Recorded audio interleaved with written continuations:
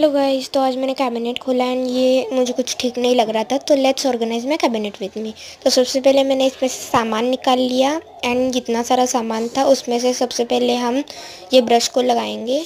Brush को लगाने के बाद ये Rin, Surf Excel soap, Godrej number 1, Vim, Santoor, Godrej number 1 का वापस, फिर पॉन्ड्स फेस वॉश, फिर ये हेयर प्रोडक्ट्स है ये दो, उसके बाद गार्नियर मेन का फेस वॉश, उसके बाद अब मामाअर्थ का फेस वॉश, और ये जो है ये फुट क्लीनर है जो न्यू आया है।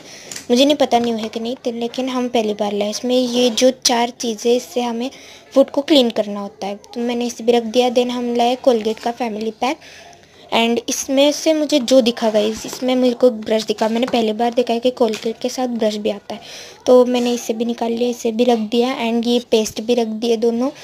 एंड गाइस ये बहुत अच्छा लग रहा था जब मैंने इसे ऑर्गेनाइज़ किया, लग ही नहीं रहा मैंने किया है, तो वाओ बहुत सुंदर लग रहा है। तो गाइस ऐसे ही रखा करना चाहिए हमें। बाय।